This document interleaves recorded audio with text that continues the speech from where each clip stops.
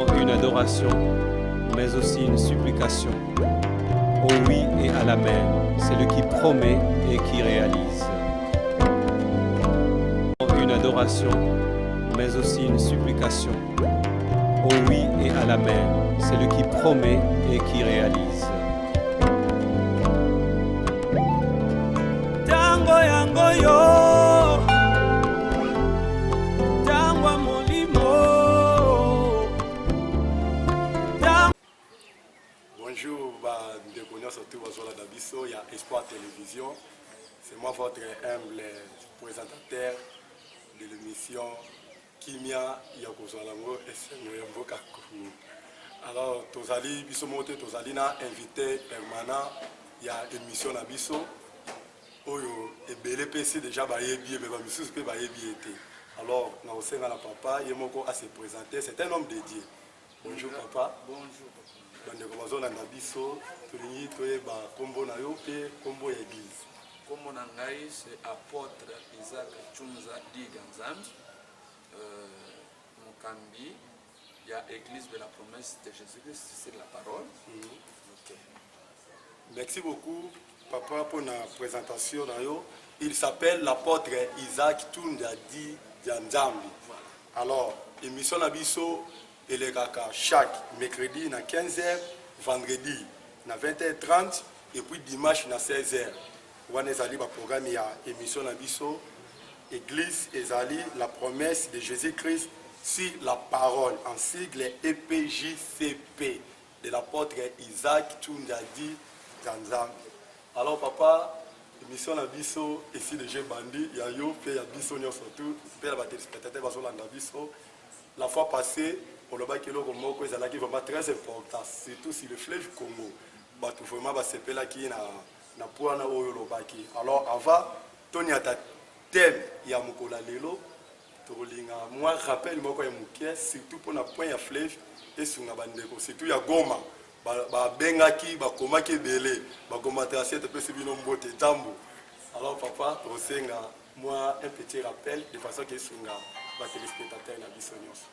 Na sepeli makasi ndenge lobi ba ninga ba sepeli ngai pe naza na esengo wana ndenge moko na bango susi na ngai batu nyonso ba comprendre na mboka na biso ba kongolais nyonso ba yeba oyo bango basali pe oyo nzamba sali na kati ya mboka na bango na likambo tolobelaki ya fleuve Congo ezali eloko moko nzamba sala na mboka na biso lokola lite lokola signe moko et même ba congolais na ko comprendre eloko moko boye nzamba sali balanda yango pe ebotela bango mbuma kitoko.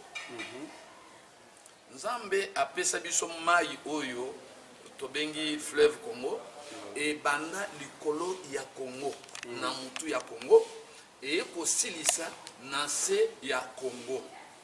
Voilà. Eloko wana ya liboso ezotalisa ba congolais ke Congo ezalaka mboka moko. Ko banda kuna likolo tina se eza mboka moko. Eza na ndenge moko ya kokabola yango te, eza na ndenge moko ya kolongola eteni mususu ekende paite eza mboka mobimba nango nde oyo nzamba pesa biso ba congolais. Eza na mayele ya banani ba mindele te, eza na mayele ya mutu moko te, programme ya nzambe moko. Mais le Congo ngo e kabwani magolo bi fleuve mitesangisi biso, mais le Congo eza divisé papa. Fleuve esangisi biso te, mais ezali signe po eza lokola ceinture latina loketu na. Sikoyo nzambe asali ke ezala na nzoto na yo moto.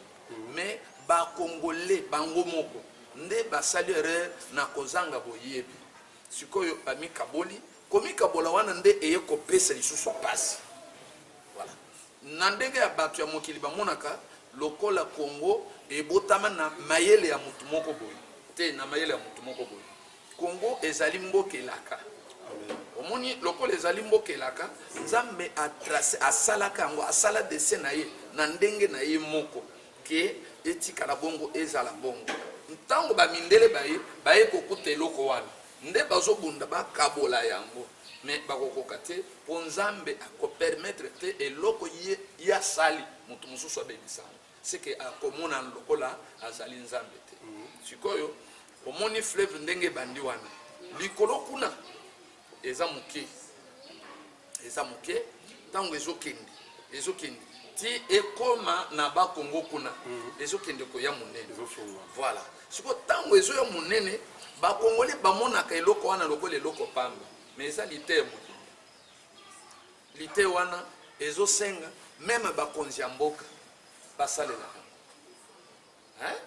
malgré tobandi sans que tosambela nzambe te nzambe asunga biso mais même bakonzi ya mboka esengeli bamona secret ya fleuve mokonzi na biso ndenge toza na mokonzi na biso mikolo oyo Félix Antoine Tshisekedi Tshilombo namoni mwa elembo ya fleuve na kati na ye me nayebi te soki nzambe akosunga ye ndenge nini mpo na nini nazoloba bongo tala fleuve Congo auti kuna moki ntango azokende boye akomi koya monene eloko nini esali ke fleuve Congo aya monene eloko esali ke fleuve Congo eya monene tumwa bamai mosusu ezokende kokota na kati ya fleuve ezosangana oyo ya ye akoti même bamai ya salite fleuve azoyambaka même bamai oyo eutaka na toilette ye azoyambaka sikoyo ntango azoyamba wana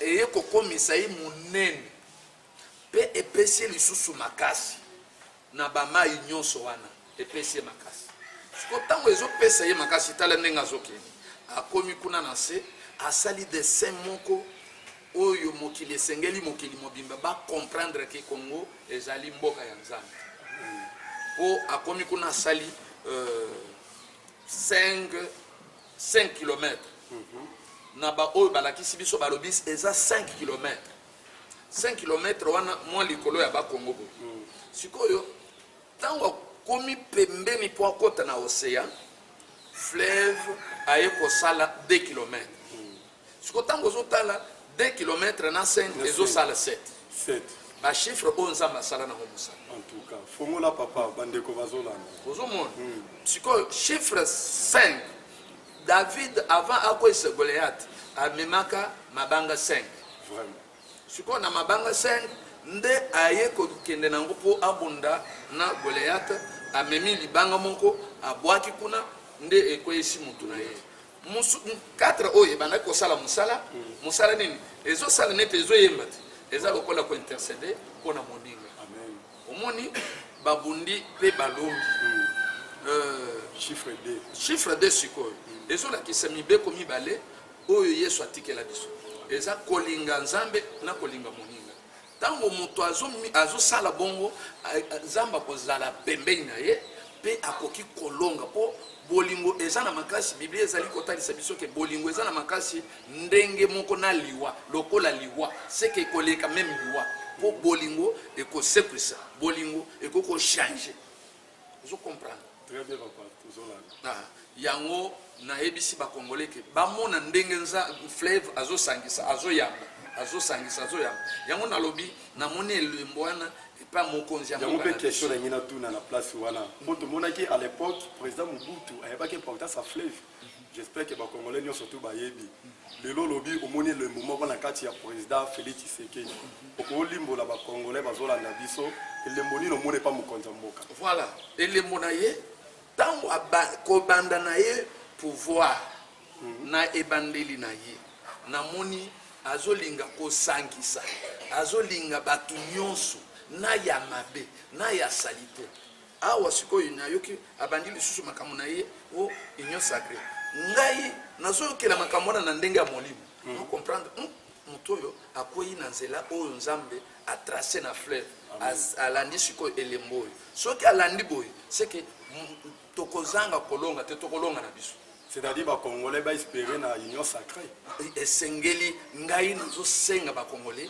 bazwa bomoko wana nazoflate président te nazoflate bango te mais nazoyebisa bango ezali mosala oyo nzambe apesi bango bazonga na bomoko peuple congolais boyoki makambo apôtre Isaac Tunda alobi esengeli na biso tozala bomoko et puis appuyer union sacrée au président de la République atie na kati na mboka Congo mpona kosangisa bato nyonso tu parce que union sacrée ezali lokola ebale ndenge ebandi kuna na likolo na mboka Kisangani mpe bandi kokita ntina bakongo biso nyonso tu tozala bomoko parce que na kati na ensemble nde tokotonga Congo na biso nazobanda lisusu le fait Etienne Tshisekedi alobaki prenez-vous à charge après sa mort bamindele te bakoya kobongisa Congo nde papa ati koloba biso nyonso tu tozala esika moko bino pe baye oyo président mokonzi ya mboka Fachi aza kobengisa bino na kati na union sacrée bozala pe esika moko bokomplete baide ya malamu vraiment alors tozoleka sikoyo papa na teme na biso wana ezalaki résumé j'espère que bamutoto bagoma aboma déjà bosepeli bana nyonso ya Ituri bosepeli na ndenge papa aéclairci sur bino makasi parce que bosengaki yango ebele sikoyo teme nini papa oyeli biso l'émission ya lelo tolingi toyeba lelo nayeli bino eloko moke me eza monene amen nakobenga yango nguya ya kozwa nango kimia mpe esengo ya mboka Congo eza na elembo nango eza na signe nango tolobi nguya ya kozwa kimia mpe esengo ya mboka Congo nguya wana ezali nguya nini nguya wana ezali eloko mosusu te na kokende na mokuse ke ezali bomoko nde nguya wana makasi wana ya kozwa mboka Congo eza bomoko voilà eza te ke tobenga ba français non eza te ke tobenga ba américain te eza te ke toluka nini lisusu te bomoko po bomoko nde eloko tobengi bolingo siko na bomoko tokomona ke esengeli koyokana koyokana pe koyokela moninga kolanda ye ko comprendre toyokana po bato mibale Bible ezali kotalisa biso ke bakoki kotambola esika moko sanke bayokana te yo oyokeli ngai ngai nayokeli yo toyoki nayoki oyo eza na kati na yo yo oyoki oyo eza na kati na ngai tosangisi mayele nde tokotonga mboka na biso nayebi bozolana ngai bon sikoyo na kati ya Bible tozali kotala verset moke ya bakonzi ya mibale chapitre 7 verset 8 ti 14 alors papa tosenga etangama parce que batelespectateur bazolanda biso mpona koclaircir bango dero bandeko balandi tozotanga verset biblique oyo papa pesi na livre ya 2 Rois chapitre 7 verset 14 totangi na kombo na Yesu Christ. Les lépreux étant arrivés à l'entrée du camp pénétrèrent dans une tente, mangèrent et burent, et en apportèrent de l'argent, de l'or et des vêtements qu'ils allaient cacher. Ils rêvèrent, pénétrèrent dans une autre tente et en apportèrent des objets qu'ils allaient cacher. Puis ils se dirent l'un à l'autre, nous n'agissons pas bien. Cette journée est une journée de bonnes nouvelles. Si nous gardons le silence et si nous attendons jusqu'à la lumière du matin, le châtiment nous atteindra. Venez maintenant et allons informer la maison du roi. Ils partirent et ils appelèrent les gardes de la porte de la ville, auxquels ils firent ces rapports. Nous sommes entrés dans le camp des Syriens, et voici, il n'y a personne. On n'y attend aucune voix d'homme. Il n'y a que des chevaux attachés et des ânes attachés, et les tentes comme elles étaient. Les gardes de la porte crièrent. Ils transmirent ces rapports à l'intérieur de la maison du roi. Le roi se leva de nuit et il dit à ses serviteurs, je vais vous communiquer ce que nous font les Syriens. Comme ils savent que nous sommes affamés, ils ont quitté le camp pour se cacher dans les champs. Et ils se sont dit, quand ils sortiront de la ville, nous les saisirons vivants et nous entrerons dans la ville. L'un des serviteurs du roi répondit, que l'on prenne 5 des chevaux qui restent encore dans la ville. Ils sont comme toute la multitude d'Israël qui est restée. Ils sont comme toute la multitude d'Israël qui dépérit. Et en voyant voir ce qui se passe, dernier verset qui est le verset 14. On prit des chars avec les chevaux et le roi envoya des messagers sur les traces de l'armée des Syriens en disant, allez et voyez. Merci Minki. vraiment naza na esengo na mokanda mpe na etangeli otangi vraiment nzambe apambola yo. Merci beaucoup. Soki balandi bandeko balandi soki boyoki bien soki boyoki malamu boko comprendre ke esengeli koyokana. Moninga ayoka moninga. Moninga ayokela moninga. Tala mutu oyo aza mutu ya maladi ya maba. Batu wana na mboka Israel bazalaki na mutu ya te. Baboyaka bango bazalaki mosika. Batu bazanga tina. Batu moko batu babandaki kolika te, batu moko batu babandaki kozela te, batu moko batu oyo babwaki samaka na mboka wana. Mais ntango nzamba lingaki asunga libota wana akei kondimela batu wana nde andimi ko utiliser batu wana.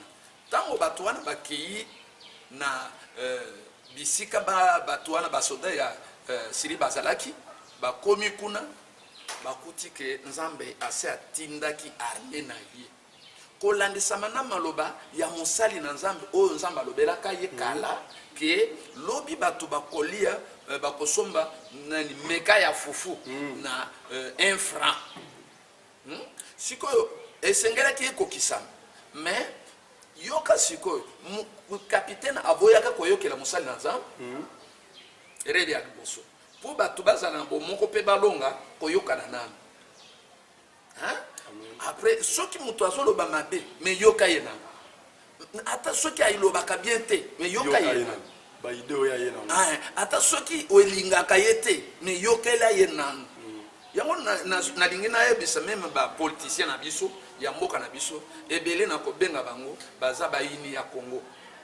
Ndenge nini olingi kaka toka bwana soki tokabwani c'est que tokozala na passe ata oyoki ke moninga bimisi ide ya bien oli ondima oyokela ye nan ozokomi ko côté exemple papa neti ba so de mouton ba to finga ki ngo ezaki lelo boye tozo mata mutu to komi ko sepela na yango tala makam oli olinga nan ide ya moninga wana ekota peut-être koko ya kosunga yo mais ozoboye tala batu wana bakei bakoti na bisika ba soda wana bazalaki bazwi biloko bamoni ke bolamu ya nzambe yango siko balobi te tokoki kobomba eloko oyo te tokende sikoyo koyebisa batu ya ndako ya mokonzi toyebisa bango ke tala makambo nzambe asaleli mboka na biso bakei kuna omoni ke batu wana bazalaki na bolingo ya mboka na bango malgré bakei kozwa esengo olie babomba ezala ya bango moko bakei na sango mpona kobetela bandeko na bango lisolo wana meme na mokonzi mbala sika moko ke ayeba aluka nini ya kosala po bato basepeli. Tango bakei kotoyo vraiment na sepeli makasi ide ya bato wana esengelaki bakoma bazwiti bango bazala na biloko wana babanda koteka me balakisi bolingo ya mboka na ba. Est-ce que tozana bato ya ndenge wana na mboka na biso ke azwi bosui asepelaki bato mosusu basepela te akolinga batu nyonso bakoma batu na ye omoni mabe ya mboka na biso bolingo eza te batu wana bazwi bakei balakisi sikoyo na porte ya mokonzi ayoki yoka réponse ya mokonzi ole ayokela bango pe andimela bango o te nayebi secret ya batu wana bayebi ke toza na nzala nde nazosepela na président Félix eza koflate ye te isika azali nzambe asunga ye makasi mpona nini nazosepela na ide na ye alingi ayoka nayoki kuna na batu oyo soki basheke soki banani batu nyonso bakoti kuna ayoka kaka ide ya mutu nyonso na bashege pe bakoti na union oui bakoti na biro na ye ntango abandaki koyamba batu wana donc mokonzi azoyamba pe ayamba batu nyonso wana ayoka omoni ata mutu aza mutu ya maba ata aza mutu mabe akoki kopesa yo eloko moko boye esungi yo me biso na mboka na biso eza kaka moninga bimisi de ale surtout na ba télévision na biso ba radio ale na kenko critiquer olie na encourager yo ke osala eloko moko boye esunga biso na ko détruire nyango nyonso o na yebi déjà aza mutu mabe na yebi déjà aza kama yele te na yebi déjà te wana mboka na biso ekotongama te mboka na biso ekozala na makasi te mboka na biso ekolonga te siko papa tongi toyeba esengo ya Congo parce que tolandi ndenge oti koloba fo bomoko toza biso parce que na kati ya bomoko wana nde tokolonga siko esengo ya Congo ekowuta siko wapi pour que Congolais asepela azala na esengo. Très bien yango naponaki eloko na bengi nguya oyo nguya na biso ezali bomoko donc pour Congolais azala na esengo fo bomoko. Voilà na bomoko sikoyo tokosala toza na nyongo ya kolingana Congo eza nyongo kolingana ah bon tozolingana ata oza mabe naza obligé na lingana ata oza malamu naza obligé na lingana omoni kolinga eza eloko moko moto ayebaka yango te par exemple nakosepela soki nalingi yo makambo nyonso osala kaka ndenge na lingi wana eza kozanga boyebi donc ata muninga nasali mabe fo linga yokana omoni papa yoka ndenge ezali omoni ndenge nzoto na yo ezali nde ndenge nzambe akeli biso yo kozala litoyi na ngai me oza monoko te na turi ya kolia letika monoko elia me biloko monoko ekolia ekosunga ntina matoyi ekosunga nzoto biloko matoyi ekoyoka ekosunga meme monoko yango toza boye nzambe akeli biso toza lokola biteni ya nzoto moko me ya kokabwana yo okosunganga na tour na yo esika oyo nzambe aponela yo na nzoto na yo nde mosala na yo nde eloko okosunganga na me okomona ye ayokaka te me ayokaka te me abinaka bien bon ayokaka te me alobaka malamu voilà natikelo malobana. Merci beaucoup téléspectateurs et nous passons l'andabis ce qu'ils ont bibino il s'appelle l'apôtre Isaac Tunda di Yadzambi. Alors papa toza touché kokoba na émission na biso sikoyo esengo wana po ezala permanent c'est-à-dire ezala chaque jour congolais abika na kati esengo wana makasi wana demeurer nguya wana ndio tikoloba puissance wana et fande ezala stable. Qu'est-ce qu'il faut faire ni to ko sala po puissance wana vraiment efande puissance wana po efanda eloko wana kimia pe esengo na biso evanda bomoko na biso ekatana te voilà pour jouer katana te esila te voilà po ekatana te tozala na bolingo ya solo omoni même na biblia bato mingi namonaka bato mosusu bazotambola na ekulusu awo atie na poche nazo sabote bango te nazolobela bango mabe te me nasekaka mingi moto azwi ekulusu atie awa me azangi ekulusu donc photos apine ekulusu na biso moko ekulusu ezali omonaka poto moko bo ekulusu ezali eloko moko bo ekiti manzete moko ekiti boye na eloko mosusu bo ezolakisa bolingo pe mawa ah bon olia kotambola na libende ya quoi olia ya kotambola na libende na poche zwa kaka bolingo na mawa voilà toza na se ya nguluti ngulu yango oyo omoni yango nde ekosunga biso nyonso po esengo wana eumela na kati na biso tozala na bolingo ya solo eza na mawa na kati soki naza na bolingo seke nakoza na mawa na kati na sikoyo okomona moto mosusu akoloba naza na bolingo me azangi mawa te wana eza ya solo te sikoyo papa na soki nazotuna motuno mpo tushaki mo bapoliticien nasoki kaka exemple mokonzi ya mboka nde bakabwani sikoyo na partenaire na ye wana mpe mokonzi mpe azangi mpe bolingo. Très bien. Réponse na ngai na likambo oyo ozoloba yolobi bakabwani oui mais ezana ba mususu bazokima kuna bakepa na ye bakepa na et pas président batu ya eloko mususu soki FCC soki nini bakepa na ye ezola kiselini aboyi bango te mais aboyi idée aboyi bizaleli aboyi makanisi wana olenge ya kosalela wana oyo ezosalaki et détruire ba Congolais omoni nde namoni eloko asali po ntango bakei epa na ye balobi totiki makambo tobanda kosala tolingi kaka oyo ayo wana andimi bango lisusu donc mokonzi ya mboka aza na bolingo na ye po tozomona yango po bato mosusu bafinga ye me nayoki kuna ayambi bango lisusu tofanda esika moko tolia esika moko tobela esika moko. Est-ce que lobi mpe tokomona mpe président de la république na ex président Kabila balie mpe esika moko nde balakisa biso image moko te koleka na nsele kuna baliaki esika moko? Très bien. Omoni ngai nakolobela président mpe nayebi mpo nayebi ide na ye te, mais ngai selon ngai oyo nazotala na kati na ye lokola aza motu moko ya bolingo, c'est que jour moko akolia na bakoloba kaka président Kabila te na bato mosusu ali ata na bashege tomoi mpena mokonzi ya mboka ali apena na bafazer voilà entre guillemets les enfants de la rue alakisa bolingo na ye aza nango. Soki kolobaki naza motu ya bolingo, soki osali mabe nakolakisa yo, soki nalakisi yo oboyi koyokela ngai siko nakosala nini. Biblia ezali kotalisa biso ke natika yo nakomona ndenge motu oyo alekaka nzela, mais yo ozangi bolingo na kati na yo. Mpona nini?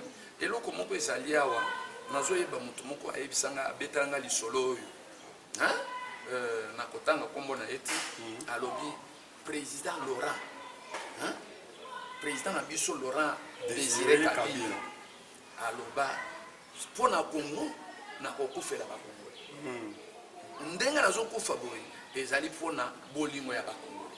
Seke moto wana alingaka mboka na ye na motema na ye nyonso. Omoni eloko wana voilà. Sikoyo soki nalingi tobanda na yo tosalela mboka tozala bato ya mosala par exemple ndenge naza na église na kati ya église naye komi kuteke nazalaka mowumbu na banda koyeba te naye kokuteke nazalaka mowumbu esengeli komisala mowumbu ya bato. Sikoyo soki omoni ke oza président ozala président oza mowumbu ya bakongole, ozala premier ministre oza mowumbu ya bakongole. Omoni ndenge aza wana yazo souffrir biso totambolaka na moko na kiti moko alali 0 heure moko alali 4 biso toza kuna te azokanisa nasala nini nasala voilà. Siko bolingo wana nde sengeli eza na mitema ya bato même bato ya FCC nga nazosenga bango nem ngai na kolinga bango, mais bazwa kaka bolingo ya mboka, bazwa kaka bolingo ya nzambe, tozala na bolingo wana yoki ke tango fleuve Congo ekoti na océan akoki kolonga nini fleuve Congo te ti apanzi ye tina mboka mosusu. Mpona nini? Po asalaki na nini 2 km ezolakisa mibeko mibale, bolingo ya nzambe na bolingo ya moninga. Bolingo ya moninga mai elingani te, soki okei na kati ya fleuve okoyeba kiteke mai ya muchori eza wapi, okoyeba te. Okoyeba te ke mai ya toilette oyo ebima na toilette eza wapi, ekomaka mai ya fleuve.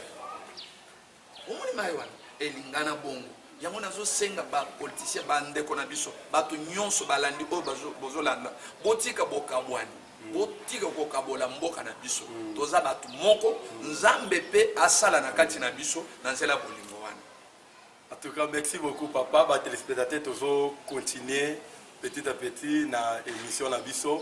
Papa aza toujours kolobela makambo ya bolingo na kati na mboka Congo. Alors papa olobi pona ba politicien balingana ba premier ministre ba ministre ba gouverneur oto balingana. Tokota mo muke na kati église. Mais le lope na kati église des autres côté bolingo ezate. Ba frère ba mona ba bazo potana. Pasteur pe atali amoni peto aza na grâce makasi. A vu étouffé. Bolingo pe ezate na kati ya l'église.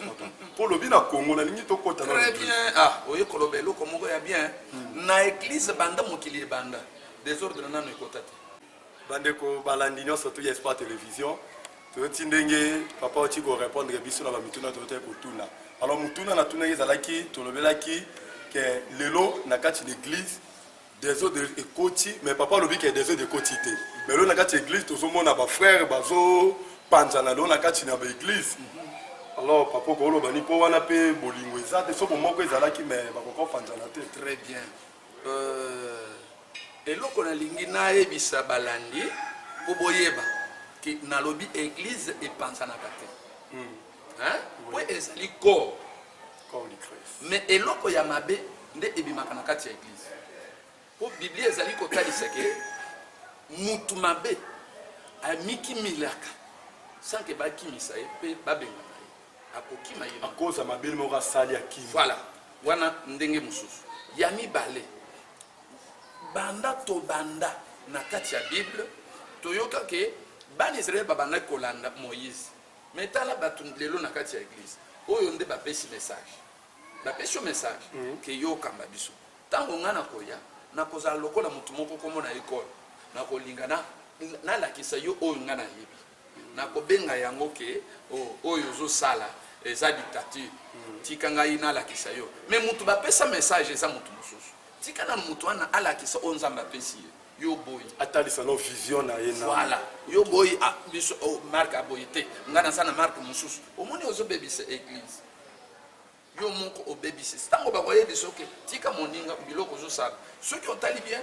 na kolakisa elembo moke na kati ya mokili oyo tozo mona elembo ya nini ya soso omoni bana soso ebele bakufaka na mbula aboti bango lelo soki bino bato bodirige basoso te akoki koyeba komidirige te baboti ekaka mbala moko okomona kobanda cho akimi azokende boye ayebi kote azokende te mama na ya kolela koto oyo yaloba nini yalobi cho alingi koloba tikanga naza na makambo mosusu nalingi na miliele nga moko namoni biloko ya kolia koto oyo na biloko kote ozokende kolia wana tala mai ezali tala libulu ezali me yazokende kaka siko ntango na kobanda kolinga na sunga yo azonyata ba grâce azonyata ba grâce nana sana grâce naza na eloko ya nzambe mais ya phénomène grâce wana lelo komaka ngape na eloko ya nzambe ngape na grâce eloko ya nzambe mon frère banyataka yango te kaka ndenge na yebiso lokola fleur omoni mai ya fleur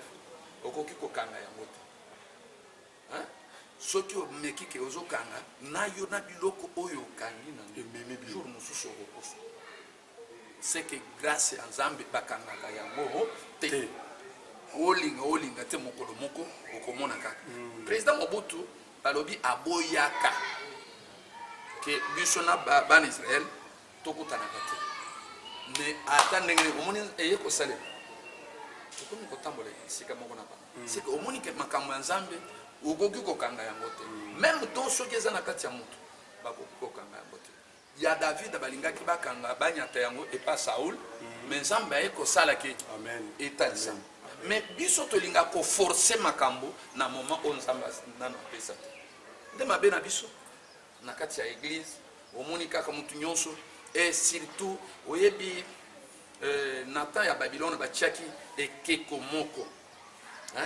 ke bato bakumbamelaka lelo lisusu ezali na kati ya église ekeko wana ezali na kati ya église ezali olenge nini voilà na mokili oyo balakisa biso mbongo na kotombwana biloko wana moto akomi kokumbamela yango koleka liloba na nzambe ebele akomi kotala songolo ale mbongo ngai mpe nalia songolo asali boye ngai mpe nasala batomboli ye ngai mpe natombwama nde biloko oyo ekomi kokolisa bato mais soki olingi obima epa na ngai olie oloba ke ngai nayoki posa ya koteya na ngai nayoki na posa ya kosala na ngai olobi aza na biloko na nzambe ye ayebi te sikoyo papa phénomène poison na kati église eza mpe marque d'amour lelo bapaster ebele bazokufa na kati ya bapoison bayoki oki poison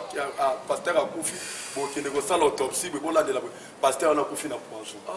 C'est vrai oui yo est-ce que oyakaki réponse na ngai ya liboso na église nano ebeba te poison nano ekota na église te mais ekotaka na kati ya baangaya na kati ya église ekota te nano ekota te ekotika na kati ya baangaya na temple boye ekoki kokota po église ezali nde liloba na nzambe moto oyo aza na kati ya liloba na nzambe akoki kopoisonne moninga te au moins moto oyo aza na liloba na nzambe te nde akoki koya kopoisonne moninga eza na basekret ya mafuta nzambe soki omoni ere eza moke loba tokokontinue yango oyo eza émission na yo tokokontinue pla tokosoka omoni mafuta ndenge bazali kotya mafuta même bana bilaka soki bazali kolanda ngai na émission bakoyeba eloko tobengi mafuta toza na mafuta na moment moko prophète Samuel atie bato mibale azwi Saul atie mafuta wana ezalaki na kati ya eloko moko boye soki tobenga yango soki vase soki mulangi soki nini atie Saul. Voilà. Sikoyo naturu ya David. Wana mafuta ya liboso. Mafuta ya miba ayekozwa sikoyo David azu mafuta ya liseke. Omoni? Liseke basala ngote. Mais vase basala. Omoni? Ozomoni? Sikoyo liseke eza elembo ya mokonzi na biso Yesu Kristo. Yeba kelai basala yete. Sikoyo oyo tochaka ya ba milangi. Huile d'onction eza na ba usine. Quel est le thé comme na kata d'église? Euta na usine. Eza na usine nango. Mais mafuta oyo bachaka bana na nzambe. Euta kana usine te. Donc mafuta na bateka na kata bito sala ngote. Ezo uta kaka na kati ya Yesu. Yesu nde liseke na biso. Amen. Euta epa na ye ekoti. Wana mafuta wana kombo nango bolingo. Nde elaka. Amen. Soki ekoti na kati na yo okoki koyina moninga te. Okobundisa moninga te. Wana ozwi véritable mafuta. Les vrais mafuta. Mais oyo ya pamba wana eza biloko moko boye. Oyo? Amen. Amen. Tout le monde est là qu'on n'est pas ya David, ndenge liseke ana basopelaki mafuta liseke. Nzamba livré ça na maboko ne mais aboy plusieurs fois. Aboyi ko bomaye. Ya mafuta ça ndenge musu. Mais ya Saul azoluka boma David. Siko ba pasteur bazote ka mafuta na kati église na bato bazosomba ngo. Un mot pour na bango pasteur. Wana makamu na bango soki mafuta na bango bakoko misunga te omoni te mutu asala izini wana mutu asala izini wana ko sala ndenge soki na lobi ke basomba te ngai ndenge chaka otolisi mafuta na bango ngai mais ba benga huile d'onction ils appellent huile d'onction. Oh papa tika ngai onction ekouta wana vraiment onction euti na izini. Pour pas bien huile d'onction. Voilà, huile d'onction, c'est que euti na usine. Usine wana ezaka na usine moko na mokili oyo ezaka na onction. Ezata? Est-ce que bokoyi bisanga usine wana? Eza ba biloko moko basala, biloko moko ya pamba. Ngana koloba, yo ndenge oza wana, nde oza na pouvoir. Soki olobi mabele oyo na lingi ebikisa mutu. Na kombo na Yesu Kristo ebikisi. Koloba huile d'onction te. Bon. Wana biloko na bango na ko bebisa ba magasin ya bato te ba copie là-bas magasin ya bato. En tout cas, il s'appelle l'apôtre Isaac Tunda. Alors azako lobela biso makambo etali bolingo na kati mboka Congo alobeli pona ba politicien bozala bomoko tant président de la République ka sala ka gouvernement na ndeza nde bolingo. Alors na kati na bolingo nde Congo yo kende liboso et puis basala nzambe bozala pe na kati na bolingo na l'église bozokanga oyo bozokamba plutôt phénomène huile papa lobi moyen apanda magasin bato ezate mais za la société moko te oyo batekaka o basalaka huile d'onction ezate na kati ya Congo. Mais pourquoi huile d'onction lelo ezotekama na kati ya église? Alors papa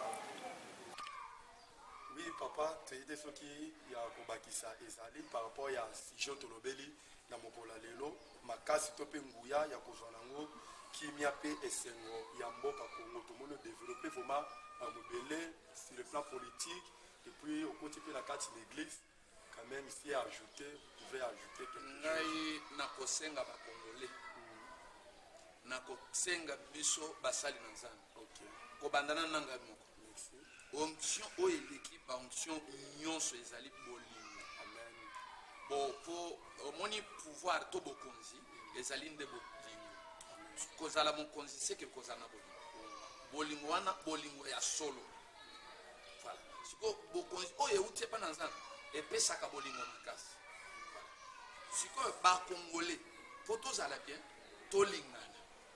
tolingana ye moko mokonzi oyo nzambe apesi biso azala malamu azala na maba azala ndenge toyebi ye nyonso ndenge koyebela ye mais lokola nzambe apesi ye temps tosimba ye po toyeba nzambe akokende kotika biso wapi siko ntango nzambe akotika biso bisika kotika wana siko tour na yo moto olingi obanda oyo nzambe akotombola lisusu ale tosimbi yo yo pe omemi biso quelque part mais tozala te o mokongo ongai muswahili te mboka na biso nzamba asala yango ezala moko nalingi mutu nyonso asepela na bomoko po toyeba kopambolama toyeba kozwa kimia toyeba kozwa pe esengo na mboka na biso tala kobomana ekomi na mboka na biso neti maki lokola eloko moko ya bien ya kitoko oyo ezosalema yango toperdre bolingo. Mais papa na armée olobi te sunga mpe bakonzi oyo bazotambwisa mapinga ya mboka Congo bango mpe bazala mpe na bolingo vraiment surtout bango batala bien ke bango nde bakoma lokola eloko moko ya kotambola nango na mboka na biso neti lelo soki moto alingi abebisa mboka akoutilize bango mais eloko moko namonaka motu soki abomi moninga asepeli lelo ozwi mbongo mais oyebi te ke oloni eloko ya mabe na vi na yo soki esimbi yo te ekozwa bana na yo okomona okomi kobota na famille na yo bana moko ya bizengi okomi bana na yo bakomi kokufa pamba pamba bato mosusu bazozwa malédiction ya bakoko na bango na mabe bakoko na bango basala mais siko ntango ozosala wana ozokanisa te bana na yo ozokanisa te vi ya bato mosusu yango soki omemi mundu elingi koloba te ke bapesi yo mosala ya koboma pamba tala nini bozosala bapesi yo mpo bosécurize mboka na yo mais kobebisa te yango nazosenga bato nyonso balakisa bolingo wana mpona koprotege mboka na biso ekende liboso mboka na biso evanda na kimia tolingana nanu tolinga mpe mboka na biso. En tout cas, merci beaucoup papa tokomi déjà kochite na émission na biso batelespectateur ebi keza émission oyo tozobase mingi mpona bolingo ya mboka Congo. Alors bapaster ebele bozala mpona koteya auction bozala mpona koteya makambo ndenge na ndenge miracle baprophétie bato nyonso te babotaka te boya bokobota mais awa apôtre Isaac aza kotalisa bolingo oyo ebungaki lisusu na kati ya mitema bakongolais ezonga lisusu na kati ya mitema bakongolais mais azolobela yango d'après la parole de Dieu tozala basé na kati ya loba nzambe bamapinga nyonso to ya mboka la police congolaise minduki oyo bapesi bino eza mpona kosécurize peuple congolais batambwisi ya Congo bino mpe boyeba kotambwisa Congo malamu mpe biso mpe bana mboka toyeba kosepela na baoyo nzambe apesi biso comme badirigeant na biso na kati ya mboka Congo. Alors papa tokomi déjà na suka émission na biso mot de la fin na yo soki ezalini sans oublier mpe baprogramme na yo ya koyamba mpe ya église maloba na ngai ya suka maloba suka mpona émission ya lelo voilà mpona lelo merci mingi namoni nalingaki napona mosala oyo mpona banda koteya maloba mpona église na ngai ekola mpo bato baya ebele na église na ngai mais naza na susi ndenge nemi azalaki nango ndenge nazomonela mboka na ngai ndenge ezokendela nde ekomi kopesa ngai pasi nazoluka te naflate mutu moko boye nasala boye te nazoluka nzambe asalaki mboka oyo mokolo mosusu na moke oyo nazotinda lokola maloba ezwa mutu moko boye esunga ye soki olingaki osala mabe na mboka na yo ozonga nsima obongisa mboka na yo mpo ezala malamu lobi bakoko na bakokololo na yo bakozonga na mboka na yo basepela malamu nzambe apambola bakongole apambola président ya mboka na biso na baye nyonso bazali kosunga ye na mosala oyo bapoliticien na biso nzambe apesa bino molimo mosantu mpe mayele bolingo mpe ekola na kati na bino mpo esunga mboka na biso na kombo na Yesu Kristo amen. Merci beaucoup batelespectateurs nyonso tu oyo bozalaki vraiment attaché ya kolanda émission oyo tobandeki kolobela na teme na biso ya lelo makasi to mpe nguya ya kozwa nango kimia mpe esengo ya mboka na biso Congo. Na oyo tolobi ya programme ya église na biso tokotaka mercredi na ngonga ya ba 15h mpona mikolo oyo ya mobulu lokola mboka na biso ndenge mibeko ezali yango tokomi kosala ba 15h30 tobandi mayangani à 17h30 tobimi bon vendredi ndenge moko dimanche tobandaka na ba 6h bisika nyonso église na biso ezali tobandaka na ba 6h ti toki ba programme mosusu ekoti wana tokokoma ti ba 13h mais soki ba programme mosusu ekoti te ba 11h30 to 12h tosilisi tobimi yango kaka ba programme spécial soki makambo mosusu eye ya mbalakata to ya surprise nde tosalelaka omona tolobi boyeboye. Adresse na biso toza tokutani awa na avenue Matungulu, katikati ya avenue Mibale Matungulu na Kikwit, numéro 50 awa na commune ya Sele, quartier Talangai. Nzambe amona pe apambola bino tolingi lokola tokomi na suka na zongisi maloba epa ya journaliste na biso. Merci beaucoup papa. Tolandi adresse no sunenga papa pesi kwazima Matungulu na Kikwiti okiti kaka na are Kapel ba nyonso tu ba yebi kinkole malamu yo muto yaka kolia liboki na kikole cette fois-ci ya kolia liloba nzambe na kata Kapel ofika ka biso zo kene kikolo kiti na are Kapel otuni a kwazima Kikwiti na Matungulu na église la promesse de Dieu. Alors papa tosenga o sala prière ya petit pona liloba oyo kitiko tozobondela mokonzi Yesu Kristo topesi merci ke boloko mo epai na yo nzambe tala ndenge ondimi kosangisa biso na kati ya oisika papa pona mboka na biso nde tozali kolobela pe liloba na yo eyo bakokola papa soki kimia eza na kati ya mboka te tokoteya ndenge nini tokosalela mosala ndenge nini soki bana na baza na esengo te okoteya mateye ekokweya yango nazali kosenga opambola mboka na biso opambola radio pe television oyo ekola toyebi ke eza na ebandeli me yo moto okomisaka eloko ya moke ekoma monene namonaka levier moke ekolisaka fufu me sala ke liloba na yo ekolisa radio pe makambo nyonso ekende liboso na bato nyonso na kombo na Yesu Kristo amen. Alors toki papa na sepeli na conclusion lobi na lingaki ko sala émission te pona na bana ko gagner ba amba to ba to nebele na kati église na zolo bango pona intérêt ya mboka Congo. Alors to komi na soka émission ba programme na biso ya émission ezali chaque mercredi na 15h soko raté biso mercredi na 15h okolanda émission lisusu vendredi na 20h30 soko raté yango dimanche nebeke dimanche ba tebele ba sala raté mais espoir télévision ça la raté dimanche au fan de Hollandi Espoir Télévision dimanche na 16h juste Rolanda émission na biso oyo tozali kolobela kimia ya mboka na biso Congo soki bosepela ki na émission yo te pesa merci na Yesu Kristo Masia abanda ki na biso puis na commune na suka pe to remercier apôtre Isaac Itunda dit Zanzambi. Alors yazali ya Nzambe. Donc comme Azali Azambe aza ko pesa biso bolingo on nzamba tie kati na ye parce que azali invité permanent ya émission bolingo ya mboka na biso Congo. Peut te remercier notre DG Patrick de l'Espoir Télévision et puis ba caméraman no surtout Espoir Télévision ba monteur na biso no surtout ba salutations et belé sans oublier Christelle Kankou Christella plutôt azala ki na biso accompagner ki biso na kati. Une adoration mais aussi une supplication. Au oui et à l'amen, c'est le qui promet et qui réalise. Une adoration, mais aussi une supplication. Au oui et à l'amen, c'est le qui promet et qui réalise. Tango yango yo.